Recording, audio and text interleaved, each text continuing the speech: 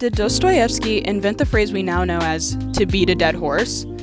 For me, it had kind of seemed that way after I recently finished reading Crime and Punishment. But since this, I've been pondering the various details of the book, one of which is an anecdote from a dream the main character Raskolnikov has in Part 1. Part 1 of Dostoyevsky's Crime and Punishment frames so much in just the first 20-ish% of the novel. Our protagonist's woes are realizing, the disparaging wealth gap contained in the city of St. Petersburg is exposed, and the inner machination behind the complex reasoning of why the titular crime will be committed is introduced. But let's go back to the particular instance that stood out to me. Raskolnikov has a dream where he's 7 years old again, and he's walking around the town he grew up in with his father. He has long passed, but in this dream, while they're on their stroll, they witness this man telling a large group of people that he will allow them all to take a free ride upon this cart that he has attached to his old mare. This becomes a problem when the horse cannot perform. She's old and she's tired, and that renders her incapable of supporting all of these people that he's just offered this ride to. Beside himself, the owner of the mare unexpectedly starts to brutally beat her to death. The scene is completely senseless, and 4-year-old Raskolnikov is rightfully horrified.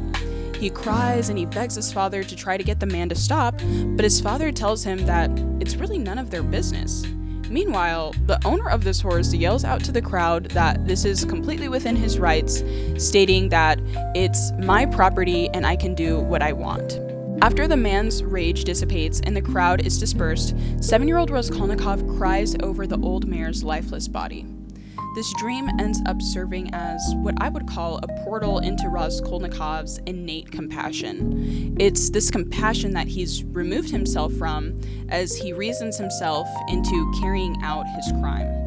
It introduces the tension of his actual values versus his actions, and that cognitive dissonance is the foundation for the guilt and delirium he spends a great portion of the book in. Okay. So, did Dostoyevsky invent the phrase to beat a dead horse? As far as I could find, no, he did not. Crime and Punishment was published in 1866 as a part of an 8-part series in a magazine. Predating this, the idiom as we know it is actually credited to an English politician and orator by the name of John Wright in 1859. He had been describing his tireless and futile efforts as flogging a dead horse, and from there, it evolved. It is not known if Dostoyevsky was aware of this statement, but 7 years later, he would write about an instance of beating a dead horse in excruciating detail and to serve as a formative moment in what I and many others feel is his magnum opus. All I can say at this point is politicians, am I right? Bye!